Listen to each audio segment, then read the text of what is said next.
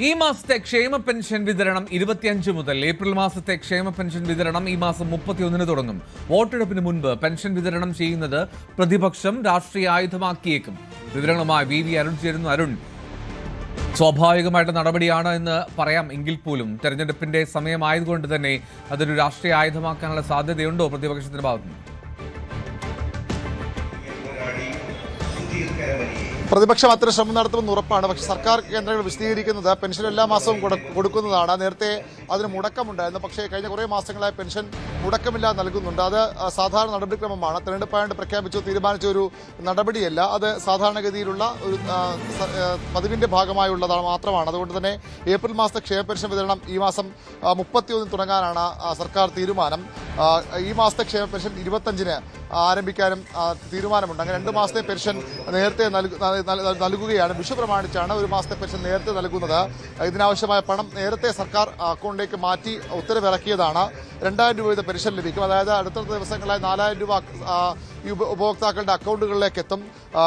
51,534 കോടി രൂപ ഈ രണ്ടാം പിണറായി സർക്കാർ ക്ഷേമ പെൻഷൻ വിതരണം ചെയ്തു എന്നാണ് കണക്ക്.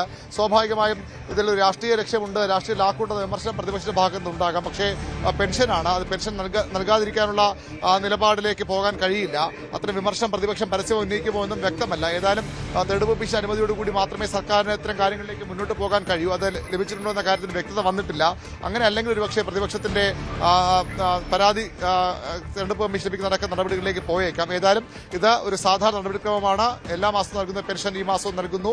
വിഷു ആയതുകൊണ്ട് നേരത്തെ നൽകും, ഒരു മാസം നേരത്തെ നൽകുന്നു. അതിനപ്പുറത്തേക്ക് ഇതിൽ രാഷ്ട്രീയ ലാക്കില്ല എന്നൊരു ഔദ്യോഗിക വിശദീകരണമാണ് സർക്കാരിന്റെ അനൌദ്യോഗിക വിശദീകരണമാണ് സർക്കാരിന്റെ ഭാഗത്ത് ലഭിക്കുന്നത്. സാധാരണ ധനമന്ത്രിയുടെ ഓഫീസാണ് ഈ പെൻഷൻ കുടിശ്ശിക നൽകുന്നു, പെൻഷൻ നൽകുന്നു നമുക്ക് അറിയിപ്പുകൾ നൽകാറുള്ളത്. ഇത്തവണ അതുണ്ടായിട്ടില്ല. അല്ലാതെ സർക്കാരിൽ നമുക്ക് ലഭിക്കുന്ന വിവരമാണ് ഈ 2 മാസത്തെ പെൻഷൻ ഈ 25-ന് കഴിഞ്ഞ മാസത്തെയും ഏപ്രിൽ മാസത്തേത് 31 മുതലും വിതരണം ചെയ്യുമെന്ന അറിയിപ്പ്.